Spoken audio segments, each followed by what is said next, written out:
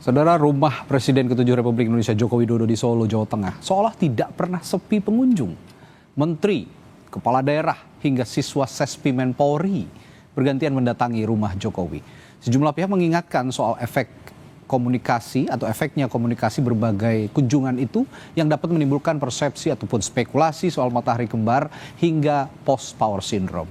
Lalu bagaimana membacanya? Kita akan bahas bersama Sekjen Projo Handoko, lalu juga politisi Partai Gerindra Hendarsam Marantoko dan Direktur Eksekutif Carta Politika Yunarto Wijaya. Selamat malam, Bapak-bapak. Selamat malam. Iya, saya ke Pak Handoko dulu nih. Pak Handoko, saya ingin tanya, sebagai Projo, sebagai orang yang juga punya kedekatan sangat dekat lah ya boleh dikatakan dengan Pak Jokowi, Presiden ke-7 Republik Indonesia.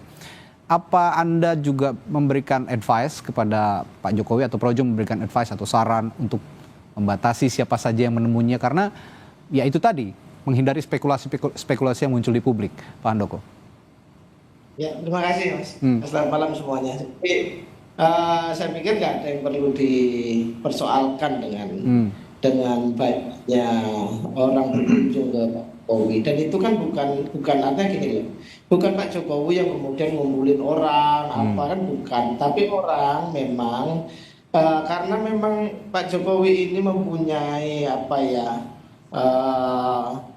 daya tarik, orang pengen datang, pengen ketemu, ya kan, selama ini punya reputasi yang bagus gitu kan, maka saya pikir ini kan kesempatan yang memang selama ini ditunggu-tunggu oleh masyarakat, pengen ketemu Pak Jokowi, tetapi ketika waktu menjadi presiden kan sulit. Nah sekarang kesempatan itu muncul, dan kemudian dengan segudang pengalaman Pak Jokowi dalam berkontribusi mengurus negara ini, mulai wali kota, gubernur sampai presiden 2 periode, itu tentu menjadi inspirasi. Banyak orang pengen mungkin mendapatkan arahan, mendapatkan wejangan atau segala macam. Saya pikir itu wajar sekali. Iya, tapi Pak Handoko, dari mana Anda yakin juga Pak Jokowi, bukan Pak Jokowi ini yang manggil gitu? Apa keyakinan Anda itu didasari apa?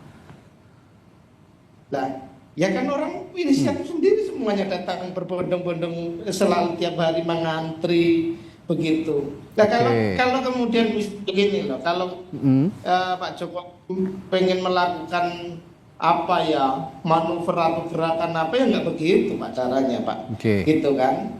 Pak Jokowi justru sekarang ini pada posisi beliau karena sudah purna, sudah selesai menjalankan jabatannya, beliau di rumah, ya kan. Cuman memang rakyat berbagai kalangan di Republik ini kan pengen sekali ini untuk bisa bertemu dengan Pak Jokowi, bahkan sekedar berfoto, sekedar bersalaman, itu kan memberi arti yang baik bagi rakyat. Dan kemudian nggak perlu juga kita kemudian berspekulasi ini akan ada matahari kembar atau post-power syndrome, sama sekali nggak ada itu, dan semua pihak juga membantah itu gitu. Iya, ini yang saya pahami begini Pak Handoko, ketika ada seorang menteri Pak Prabowo yang dulu juga menterinya Pak Jokowi begitu, menyebut kata ini bos saya. Kalau satu orang dan itu disebut slip tongue itu masih bisa dipahami. Tapi ini 2 orang, bahkan ada beberapa orang juga menyebut itu.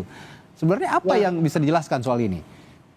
Kan begini ya, kan memang ada hal baru yang memang tidak terjadi sebelumnya, bahwa pemerintahan Pak Prabowo ini kan keberlanjutan.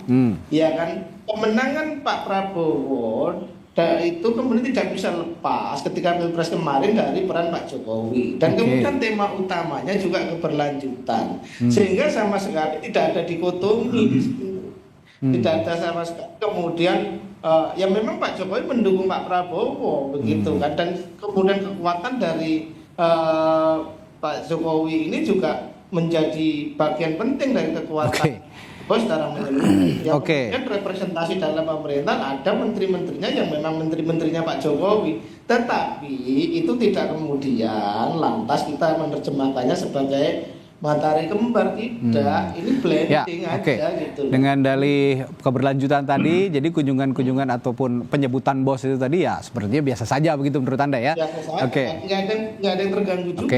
Itu. Tapi ya, saya ke Pak Endarsam. Pak Endarsam, ini tanpa saya bermaksud untuk membentur-benturkan begitu ya antara Pak Prabowo dengan juga Pak Jokowi. Ini sama-sama pemimpin, bahwa Pak Prabowo sekarang adalah presiden kita yang sah, yang harus juga diikuti segala kebijakannya karena dia panglima tertinggi negara. Itu betul.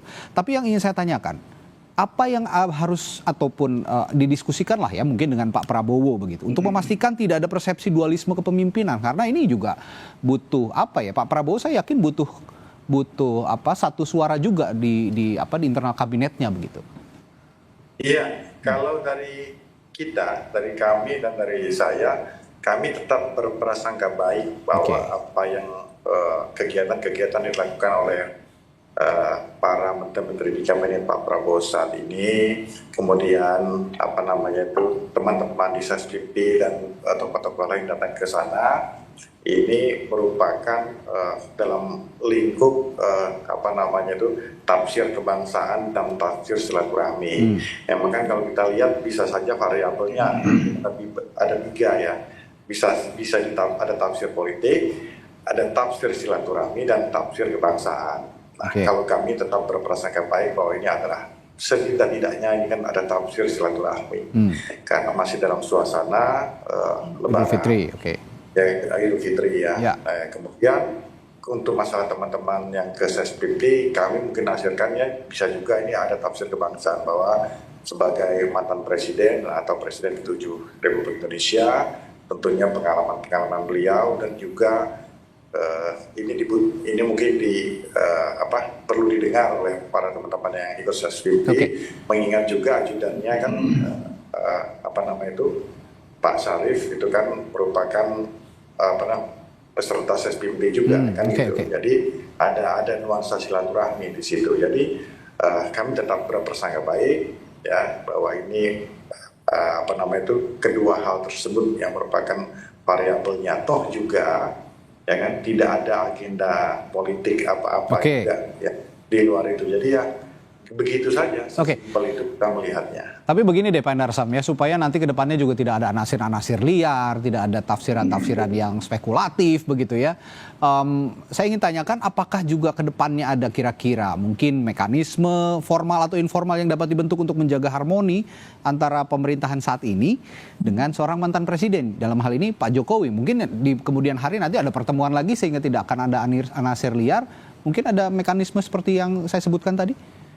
Ya, kalau dibuat seperti itu, kita membatasi membatasi pihak-pihak tertentu untuk bersilaturahmi, ini kan malah jadi backfire sendiri kan, itu tidak mungkin juga kita lakukan. Pak Prabowo orang mau silaturahmi kecuali ada agenda politik tertentu ya kan. Tapi itu kan juga kan merupakan dinamika yang biasa terjadi di belakang layar. Itu tapi kita tetap berprasangka baik kalau kita melihat seperti ini ya. Jadi saya mencoba untuk bersikap logik saja bahwa sebagaimana mungkin kalau kita lihat ke Pak SBY, mungkin banyak juga mantan-mantan menteri Pak SBY yang tentunya datang ke kediaman beliau untuk bersilaturahmi. Nah, itu juga sama dengan ini kan mantan-mantan menteri yang ada di kabinet Pak Jokowi sebelumnya. Jadi itu juga sih kita melihatnya. Jadi enggak, kalau tafsir politik biar Mas Toto yang bicara. Tapi ini publik mungkin ini saya juga menduga. Publik juga melihatnya kalau dulu Pak SBY ya menteri-menterinya tidak ada yang jadi menteri lagi di era presiden setelahnya, dalam hal ini Pak Jokowi gitu. Kalau sekarang kan masih dengan dalih keberlanjutan itu tadi Pak Endarsam, apakah itu dinilai sesuatu yang wajar atau tidak? Nah, itu saya tanyakan juga. Dalam konteks keberlanjutan, Mas Toto, apakah itu dalam koridor yang wajar atau sebenarnya publik yang wajar menilai spekulasi seperti ini? Kuncinya ada di situ, Mas, bahwa kenapa sih isu matahari kembar ini tidak terjadi pada saat peralihan kekuasaan dari Ibu Mega ke Pak SBY, pada saat Pak SBY ke Pak Jokowi. Karena yang namanya SBY, wapresnya itu bukan anaknya Ibu Mega.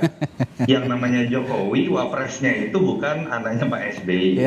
Ini kan menjadi sebuah kondisi anomali ketika keberlanjutan itu bukan sekedar diartikan pada deal politik terkait program-program yang akan dilanjutkan, tapi dengan bahasa simbol yang secara konkret menempatkan anaknya Pak Jokowi kemudian menjadi wapres.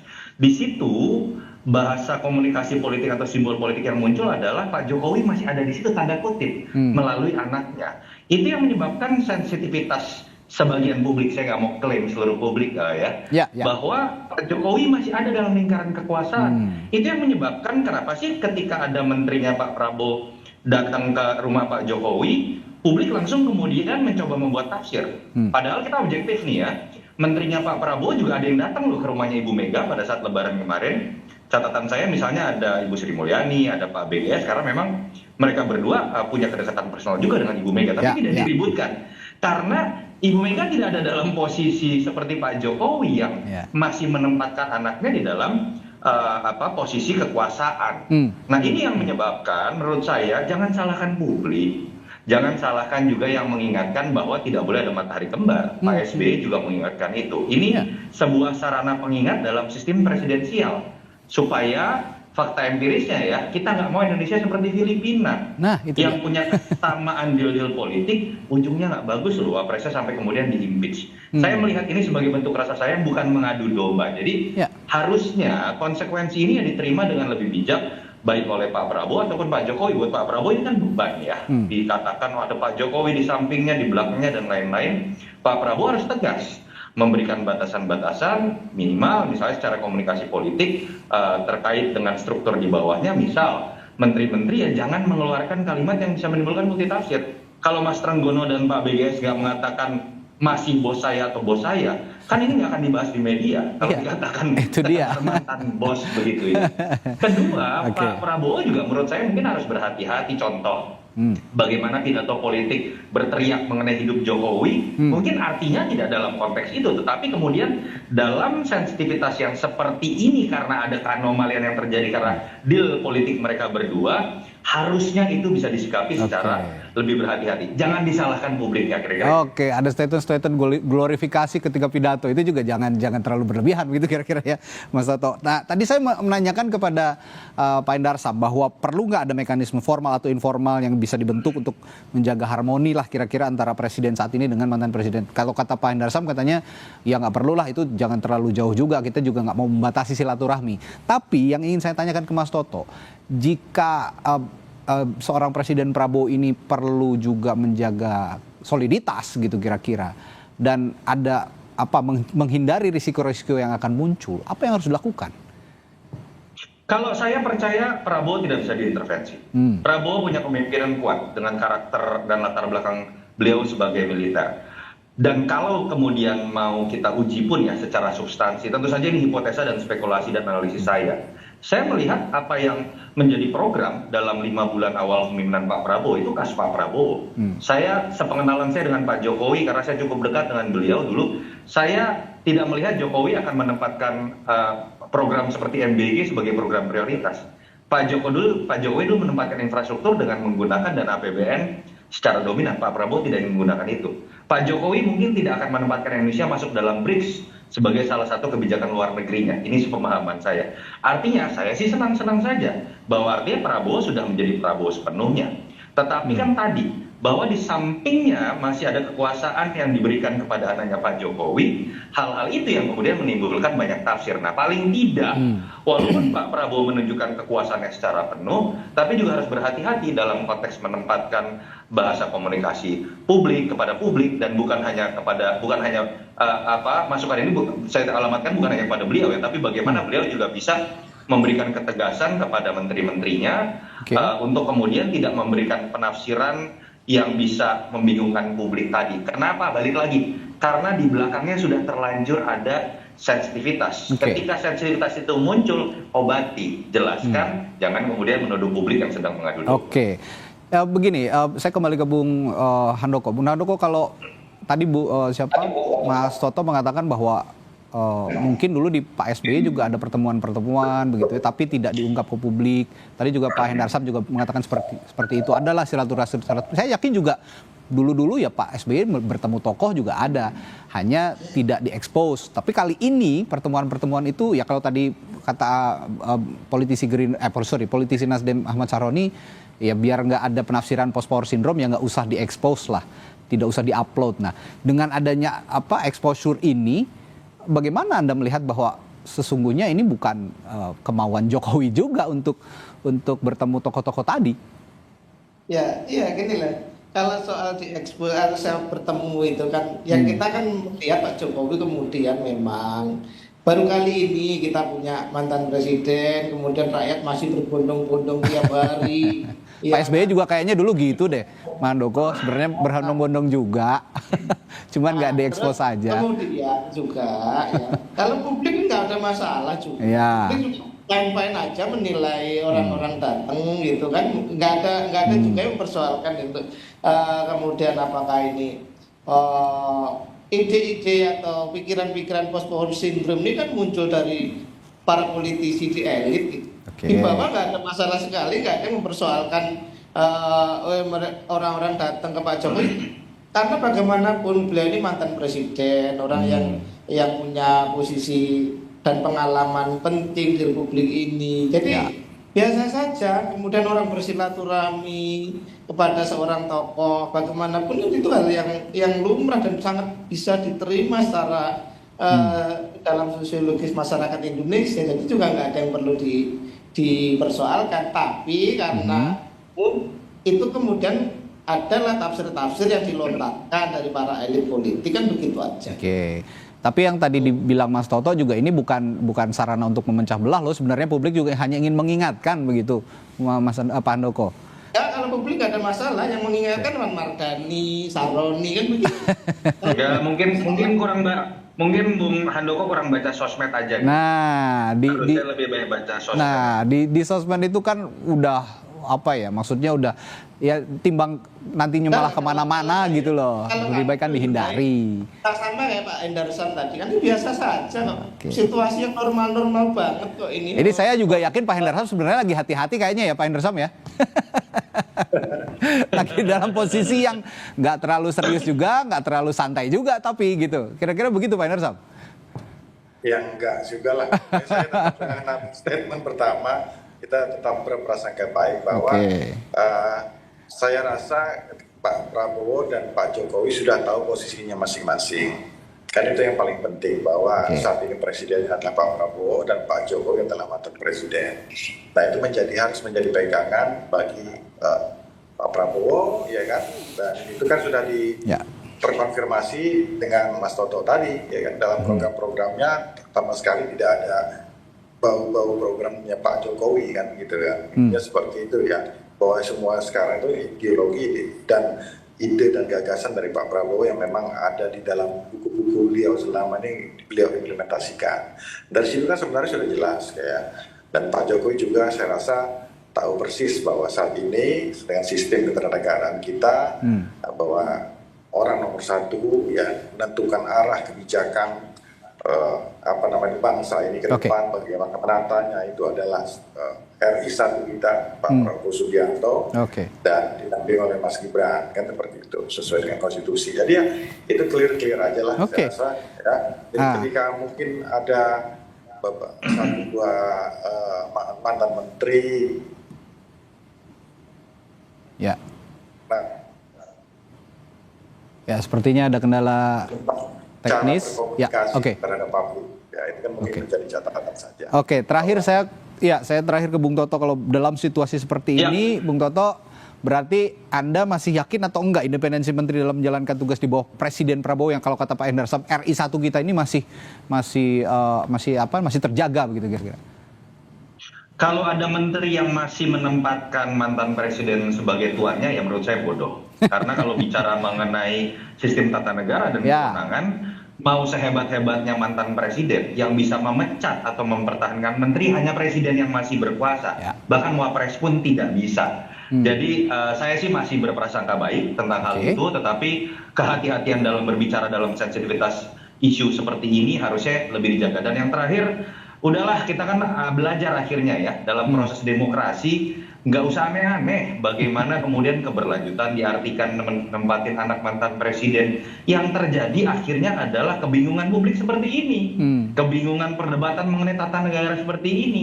Keberlanjutan itu kan harusnya kita bandingkan apa yang menjadi kekurangan dan kelebihan pemerintahan sebelum Pak Jokowi dan apa yang sudah ditambal atau belum ditambal oleh pemerintahan Pak Prabowo, bukan dengan berdebat mengenai matahari kembar ini, apakah Gibran, apakah Pak Jokowi, atau tidak ada matahari kembar. Semoga kita bisa belajar tentang demokrasi dari pengalaman seperti ini. Iya, dan yang lebih baik isu-isu seperti ini jangan sampai mengganggu soliditas kabinet yang akhirnya juga terganggu menjalankan program-program pemerintahannya Pak Prabowo. Saat ini juga Han lagi tancap gas di tengah situasi yang juga sedang tidak menentu saat ini, yang bisa sama-sama harusnya disikapi bersama oleh pemerintahan saat ini. Baik, terima kasih Mas Toto, Bung Handoko, dan juga Pak Hendar Sam sudah bergabung di Sapa Indonesia Malam.